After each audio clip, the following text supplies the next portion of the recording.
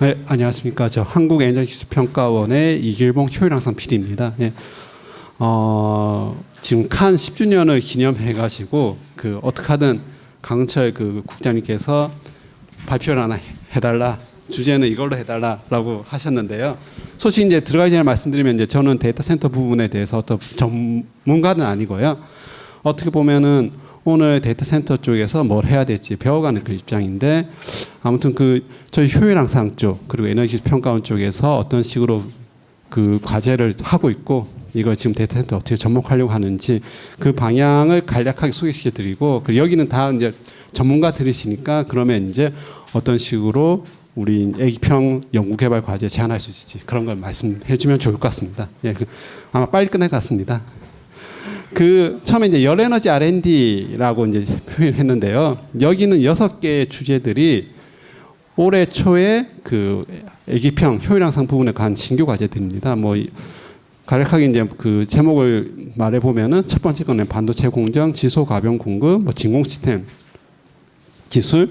두 번째는 반도체 증착을 위해서 웨이퍼 가열 공정의 고효율 정교화 기술.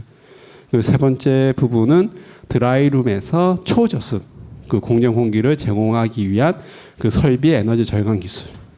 네 번째 부분은 건물용 에어 투 워터 히트 펌프 시스템 기술. 그리고 다섯 번째 이 가운데 있는 부분은 지역 난방의 차세대 방식으로서 분산형 양방향 냉난방 기술 실증에 대한 부분. 그리고 여섯 번째 부분은 클린룸에서 AHU의 어떤 에너지 절감, 필터라든가 팬의 절감한 이런 기술입니다.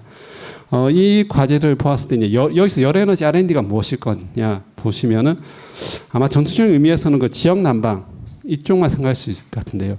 보다 넓은 의미에 생각하게 되면은 열을 실제 공급이 아니라 사용한 입장에서 열을 쓰는 R&D들. 그리고 예를 들면 그렇게 되기 때문에 웨이퍼 가열이라든가 드라이룸에서의 어떤 재생의 에너지를 절감하는 쪽. 그리고 에어 투 워터 전기를 이용해 가지고 온수와 난방을 하는 것들. 이런 부분들이 어떻게 보면 열 에너지 되고요. 결국 이제 열 에너지 R&D라는 거는 과거에 이제 공급의 입장에서 지역 난방에서 열을 공급한 게 아니라 사용의 입장에서 그만큼까지 확장되어 있고, 그래서 어떻게 복합적으로 그것만 타겟하기보다는 전체 시스템 입장에서 열에너지 사용 부분을 개선한 효율을 개선한 그런 쪽에 다 R&D 할 수 있습니다. 그래서 IA 쪽을 약간 이제 열에너지 어떻게 보는지를 좀 정리하게 되면은 결국 이제 최종 사용의 입장에서는 에너지 소비량 입장에서 절반 정도가 열에너지가 되고, 그 중에서 산업 부분은 한 53%, 건물 부분이 44%. 이거는 이제 전체 이제 글로벌 통계이기 때문에 약간 우리가 생각하는 부분과 좀 다를 수가 있고요. 우리나라 같은 경우는 워낙 산업 비중이 높아갖고 좀 차이가 있을 겁니다. 아마 최종 에너지 소비량 기준으로는 최근에 이제 애경연에서 오세진 박사님이 발표하신 걸 보니까 한 55%까지 올라간다라고 저희는 좀 되어 있습니다. 그래서 각각의 어떤 추이를 보게 되면 키워드인데, 산업 쪽에서는 결국 열에너지랑 계속 이제 증가하고 있다. 산업이 발전하고 있으니까. 그래서 한 CAGR 한 연 6% 정도 계속 증가하고 있고, 특징으로서는 온도 대역이 너무 다양하다. 낮은 온도부터 높은 온도까지 너무 다양하고 있고, 여기서 이제 산업분에서는 우리 여기 이제 칸에서 힙펌프 쪽을 효율항상 쪽 힙펌프 쪽을 가장 이제 많이 어떻게 보면 홍보해 주시고 다뤄주시는데요. 산업 힙펌프라는 부분 보게 되면 200도씨 이하에서는 좀 대응이 가능하고 있고, 이것 때문에 열 공급 어떤 열 사용 측면에서 전기의 비중이 올라가고 있고, 하지만 시멘트나 채광처럼 1000도에 넘는 500도 1000도 되는 그런 초고온 열에 대해서는 감축하기 어려운 부분, 이게 하드 투 어베이트라고 하는데요. 이런 데서 필요하다는 어떤 니즈가 나오고 있고요.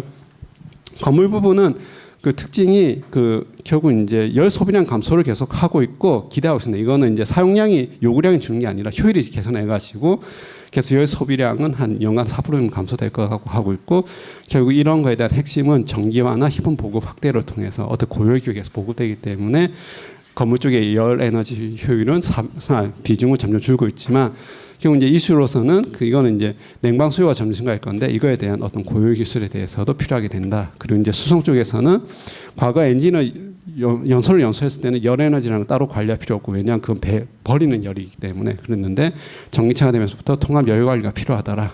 이런 식으로 어떤 방향 키워드가 될 것 같고요. 그래서 이제 열 에너지가 탈탄소화, 결국 이제 탄소 중립이나 탈탄소화는 그 핵심 방향이 되는데 여기서 그 핵심 기술로서 히트펌프, 뭐 산용 고온 히트펌프, 바이오 에너지, 무탄소 연료, 그리고 탄소 포집 활용 및 저장 이런 기술들을 하였습니다. 히트펌프 쪽에서는 그 간략하게 이제 정리하면 이제 주거 상업용 건물에서의 어떤 그 우리 공조조, 공조하고 냉난방에 해당되는 기술을 히트펌프라고 여기서 이제 얘기를 했고요. 이 기술은 TRA가 상당히 좀 높습니다. 그래서 어떤 보급을 위주로 어떻게 개발을 해야 될 것 같고요. 일단 산인용 고온 히트펌프 되어 있는 건데 좀 제가 아쉬운 부분은 여기 히트펌프하고 산인용 고온 히트펌프 모두 히트펌프가 되어 있기 때문에 히트펌프 위에 이제 건물용 히트펌프죠. 히트펌프 해당되는 TRL을 산인용 고온 히트펌프의 TRL로 똑같이 어떻게 보면 같이 대입하는 경우가 있게 되는데 저희 그러니까 뭐 이걸 그 담당한 사람 입장에서는 산용 고온 히트펌프는 뭔가 TRL에 다른 새로운 기술입니다. 이 온도 대역이 높아짐에 따라서 그리고 용량 높아짐에 따라서 어떤 아주 높은 기술적 난이도가 요구되고 극복해야 되는데 이것을 용어를 동시에 히트펌프를 쓰다 보니까 마치 TRL이 낮고 금방 어떻게 보면 대응할 수 있는, 보호할 수 있는 이런 것처럼 어떻게 보면은 비춰지는 게 아닌가 되어서 혹시 이제 전문가분들이 계시면 이 워딩을 어떻게 보면 좀 어떻게 보면 차별성이 보이게 좀 하면 좋겠다는 그런 생각이 들고요. 아무튼 산용 고온 히트펌프는 중원에서 한 400 정도까지 대응을 해야 된다라는 당위성이 있지만 아직까지 기술 개발에서 난이도가 좀 낮은 부분입니다. 바이오 에너지는 전체적으로 그 무탄소 에너지를 많이 쓰고 있고요. 무탄소 연료 쪽으로 해서 뭔가 수소란 암모니아 이런 쪽에 대해서 탄소 핵심 기술이 IEA가 될 것 같다라고 이렇게 전체적인 이제 그 워딩에 대해서 말씀하셨고요. 국내 쪽으로 좀 보게 되면은 국내에서 작년 12월에 제5차 에너지 기술 개발 계획에 대해서 저희가 발표를 했습니다. 그 정보 발표를 했고요. 그 에너지 기술 개발 계획을 보게 되면 크게 이제 4가지 축으로 되어 있는데요. 쉽습니다. 에너지 공급, 에너지를 어떻게 생산하느냐, 에너지망, 에너지를 어떻게 전달하느냐, 에너지 수요, 어떻게 에너지 쓰느냐, 그리고 R&D 어떻게 바꿀 것인가. 그 각각에 대해서 이제 그 4개 꼭지로 되어 있고요. 각각 현황 및 한계점에 대해서 그 개선방에 대해서 이제 그 보도 자료가 나와 있고 공급 측면에서는 결국 우리가 재생에너지 써야 되는데 중국한테 굉장히 밀리게 되고 그리고 어떤 탄수중립에서 원전이라든가 차세대 기술 확보가 해야 되는데 좀 지연되고 있는 거. 그리고 망의 입장에서는 가장 큰 게 2개입니다. 하나는 신재생 에너지의 발전 비중이 높아지는 것. 두 번째는 전체 전기 소비량이 높아지고 있는 것. 요구량이 높아지고 있는 것. 이런 식으로 신재생 발전 비중 확대에 따른 안정성이라든가 유연한 전력망 운영 기술에 대한 어떤 요구가 필요하게 되고 에너지 수요 부분에 있어서는 가장 그 한계점으로 보여지는 부분이 수요 부분에서 R&D에 대한 경제 성과가 저조했다는 부분, 그 성과 사용 분야에 대한 부분에 대해서 한계점 요구 제시가 되었고요. 그래서 개선 방향으로서 결국 중국산 태양광 공세의 어떤 확대되면서 산업 공급 악화되니까 어떻게 청정 에너지, 신재생, 재생에너지죠. 이런 신재생에너지에 대한 안전 공급을 위한 기술에 대한 선도성. 망의 입장에서는 결국 전개에 따른 어떤 부하 확대 그리고 재생에너지에 대한 변동성 이걸 확보할 수 있는 어떤 흡수할 수 있는 어떤 기술 개발 그리고 수요 쪽에서는 기술적인 고효율화뿐만 아니라 각각 어떤 분명 최적화 기술하고 그리고 어떤 그 경영 성과가 저조하기 때문에 기술 수용성을 강화해야 된다는 이런 개선 방향이 나왔고요. 그 찾아보시면은 이제 나오게 되는데 그래서 이제 다음 같은 어떤 탄소 중립 에너지 안전 달성을 위한 무탄소 에너지 생태계 조성이라는 비전 아래에서 4대 전략 14대 과제를 얘기했고요. 그 전략은 앞에처럼 생산 입장에서는 무탄소 에너지 확대를 위한 기술 경쟁을 강화하는 쪽 그리고 에너지 전달하는 공급 그 망의 입장에서는 유연하고 안정적인 에너지망 구축. 그래서 이제 전기와 그에 따라서 그 수요가 커지기 때문에 어떤 송전 제약 완화를 위한 기술이고 그리고 재생에너지 변동성을 흡수하기 위한 개통 강건성이라든가 분산 자원, 그 개통 유연성 확대를 위한 뭐 ESS 이런 부분에 대한 과제들이 제시가 되었고 그리고 수요 쪽에서 에너지 쓰는 데 있어서는 에너지 사용의 고효라 그리고 청정화라는 어떤 키워드 그걸 전략으로 제시하였고 첫 번째 부분은 계속 고효라는 어쩔 수 없이 계속 가야 되는 거고 이것이 기술이 실제 상용화되도록 보급 영역까지 강화한 쪽 그리고 두 번째로서는 그 재생에너지가 저는 많아지게 되면은 예전에는 수요를 예측하고 공급을 조절했으면 지금 이제 공급이 예측이 안 되는 상황이기 때문에 수요를 어떻게 관리를 해야 되는 상황이라고 저는 보고 있습니다. 그래서 에너지 수요 관리를 최적화하는 쪽 다양한 어떤 그 미래 에너지 사회에 맞춰서 그리고 여기서 이제 그 5차에서 이제 그 차별점 부분인데요. 결국 산업과 건물분에서 열에너지 활용을 최적화한 쪽. 기존에서 좀 전기 위주였다면은 열에너지 부분이 중요성이 지금 강조되었다고 이제 볼 수 있습니다.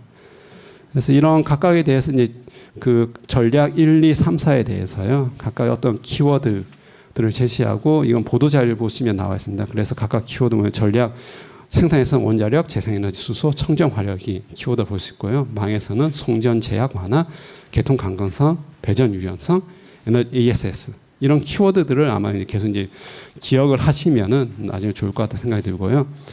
그 에너지 사용, 수요 관리 있어서는 기기 고율화, 수요 관리의 최적화, 그리고 열 사용 쪽, 그리고 이제 수송 연료 전환 이런 부분들을 키워드로 제5차 에너지 기술 개발 계획에서 제시하고 있습니다.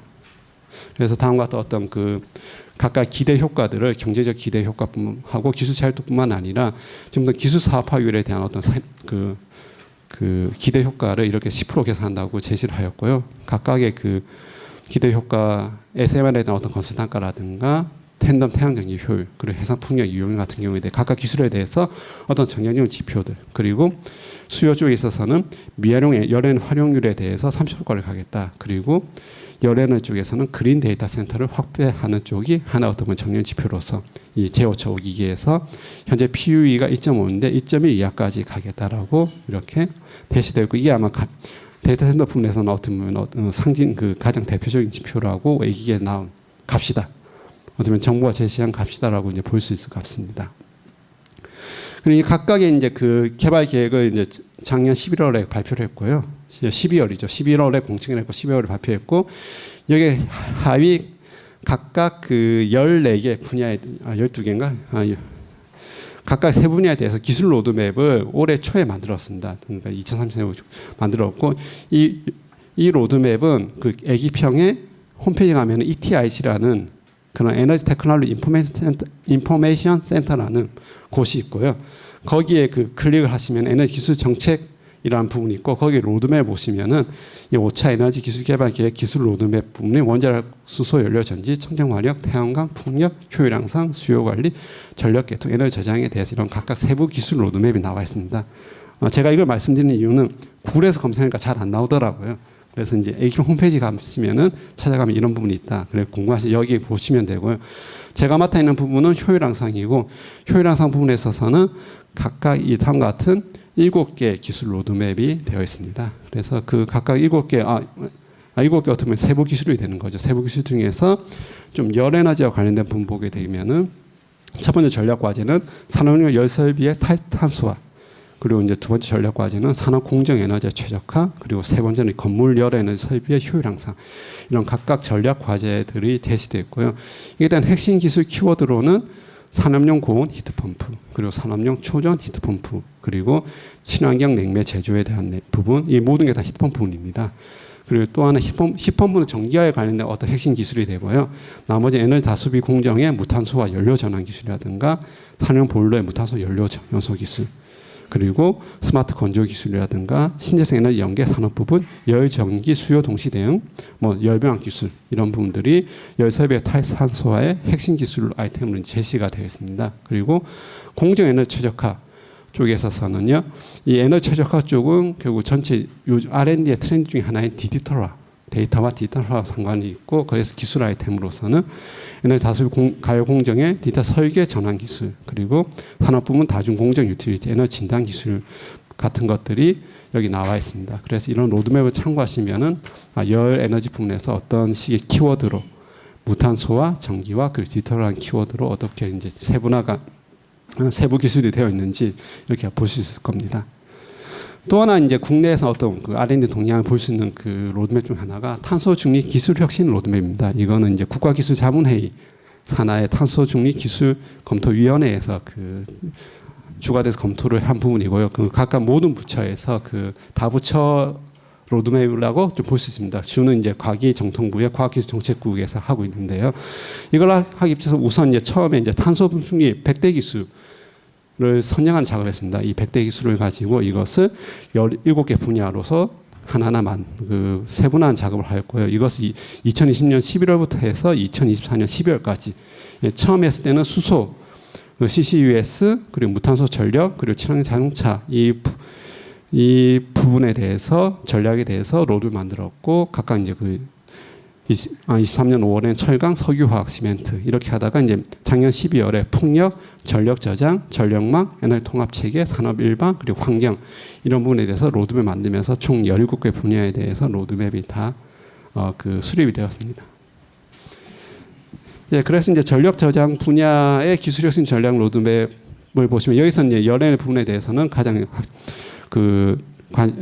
관련 부분이 카노 배터리라는 이런 열 저장 부분이 남아 있고요. 그리고 에너지 통합 시스템 부분에 있어서는 여기는 산업 전기를 여러 전기화로 이제 배출하는 혁신 기술 부분들 그리고 산업 공정 부분에 대한 어떤 기술 혁신 로드맵이라든가 부분 있고 여기서 산업 일반 부분에 보게 되면은 그린 데이터 센터라고 해서 이 데이터 센터 부분에 대한 어떤 기술 혁신 전략 로드맵이 나와 있습니다. 그래서 각각 이 세 가지 꼭지에 대해서 그린 데이터 센터의 IT 장비 기술이라든가 센터의 인프라 설비 기술 그리고 악티즈 운영 기술에 대해서 되어 있고요. 인프라 설비 기술에서는 냉각에 대해서 각각 PUE 1.2에서부터 1.0까지 가는 어떤 기술에 대해서 로드맵이 이렇게 나와 있습니다. 이걸 이제 좀 정부의 어떤 방향에 대해서 참고하면 좋을 것 같고요. 근데 이제 정부 바뀌면 이제 그러니까 국정과제 이행 계획이 조만간 발표될 거고요. 그걸 이제 여기 업데이트해서 살펴보시면 될 것 같고요. 3분밖에 안 남았기 때문에 이제 데이터 센터 부분에 빨리 말씀드리면은 결국 이제 핵심은 이제 전력이 너무 많이 증가하는 부분 같습니다. 올해 이제 국제 기후 환경 산업 전시회에서 보게 되게 되면은 블룸버그에서 나온 자료 보게 되면은 2025년에 벌써 이제 그 전 세계 데이터 센터 전력 사용량이 400테라와트 아워를 넘어섰고요. 이게 그 2035년까지 4배 증가할 거다. 근데 400테라와트 정도 된다고 하면 우리나라 그 1년에 전기 쓰는 것이 580테라와트 정도이기 때문에 거의 우리나라 이제 전력 소비량 현재 데이터 센터에서 전 세계적으로 쓰고 있다고 볼 수 있게 되었고요. IEA에도 비슷한 걸 보게 되면 데이터 센터가 점점 증가할 건데 가장 크게 증가하는 부분들이 위에 결국 이제 이 연안 하늘색이 엑셀럴 AI 서버가 되는 것, 이 부분의 확대에 의해서 그 전력이 커질 것이다. 그래서 애플이도 비슷하게 전망하고 되어 있고, 그렇지만 이제 PUE의 추이를 보게 되면은 이렇게 전력은 증가하지만 2023년까지만 해도 PUE는 미국 내에서는 1.58 정도밖에 안 되기 때문에 PUE는 생각하겠습니다. PUE는 다들 아실 거라 생각되고 있고요. 그래서 PUE를 줄이기 위해서 가장 핵심이 되는 부분이 결국 이제 냉각이 AI 데이터 센터와 PUE 개선을 위해서 그 미국에서 알파이 산하에서 쿨러 칩스라는 프로그램을 운영할 거예요. 이것의 이제 가장 큰 목표는 결국 이제 80kW 이상 되는 서버에 대해서 PUE를 어떻게 보면 1.0까지 1점 최소한 낮추는 거죠. 각각 기술을 보게 되면 대부분 DLC라든가 아니면 이머전 쿨링 이런 부분에 대한 어떤 기술을 타겟해서 개발하고 있고요. 거듭 얘기하고 있지만 결국 이제 그 냉각이라는 게 에어 쿨링에서 그 리퀴드 쿨링 쪽으로 가는 것이 큰 추세인 것 같습니다. 그래서 이런 레이아웃을 보게 되게 되면은 전체적으로 그 이머전 쿨링이라든가 이머전 쿨링 투페이스 그리고 이건 DLC 같고요. DLC의 투페이스를 보게 되더라도 뭔가 그 레이아웃에서 공통적인 부분들이 좀 있는 것 같습니다. 그래서 이제 그 LG전자의 어떤 냉각 제어 솔루션을 보게 되게 되면은 결국 이제 웹에 존재하는 그 칠러들 그리고 룸의 그 냉각을 룸의 부하를 판단하는 부분과 칩의 부하를 판단하는 이렇게 따로 나뉘게 된 것 같고요. 각각 어떻게 보면 이런 기술 개발 이런 모듈화를 통해서 진행될 수 있을 것 같고요. 그렇지만 이제 각각 아직까지 이제 DLC라든가 리어도 기기 스탠드가 각각 어떤 효과가 있는지에 대해서는 업체마다 조금씩 다양하게 나오는 것 같습니다. 어떤 경우 DLC만이 좋다고 하게 되어 있고 이와 같은 경우 DL에서 나온 경우에서는 리어도 힐 익스텐저가 더 이제 효과가 좋다라고 이렇게 나오고 있는데 이거는 이제 그 운전 조건이라든가 전력 요구량 이런 거에 다 다를 것 같고요. 어떤 이런 거에 대한 표준화가 좀 합의가 진행돼야 되는 게 아닌가 싶습니다. 그래서 이제 저희 그 애기평에서 진행된 R&D를 보게 되면은요, 2022년도에 그 고주적 데이터 센터 에너지 효율 향상 솔루션 개발 및 시증에 대한 과제를 하였고, 이때 목표는 PUE가 1.2가 목표입니다. 그래서 실제 SK텔레콤 그 IDC의 시즌까지 하는 걸로 제안이 되었고 여기서 기술은 그러니까 리어도 힐 익스체인저 어떻게 보면은 그 통해서 그 개선하는 거고 이것을 이제 각각 다양한 참여 기관들이 참여해서 이거에 대한 실증 과제를 지금 하고 있고 작년에는 액침 냉각대에 대해서 저희가 이제 또 이제 과제를 공고를 했습니다. 그래서 목표가 1.5 수준에서 1.0 수준까지 그리고 200kW 이상 서버렉에 대해서 동적이 포함해 2,000시간 이상 그 시증하는 것을 저희가 이제 목표로 제시하였고요. 그래서 이걸 위해서 그 단상이라든가 다상이라든가 그리고 실제 시증뿐만 아니라 미활용열을 활용해서 그 냉방까지 하는 이런 기술까지 이제 다 포함되어 있습니다. 이런 그 저희 그 기술 개발 이걸 보시면 알겠지만 단순하게 하나의 요소를 개발하는 게 아니라 그 요소를 개발하기 위해서 다양한 플레이어들이 와서 어떤 협업을 하는 어떤 그 애기평이 R&D라는 그런 협업의 장을 마련하는 겁니다. 볼 수 있습니다. 그래서 어떻게 키워드를 제시해 주시고 거기에 따라서 어떻게 협업할지에 대해서 아마 업체가 그 혼자 하기에는 R&D 하기에는 영역이 너무 넓어지기 때문에 그걸 같이 할 수 있는 R&D 영역들을 이제 좀 제시하면 좋을 것 같고요.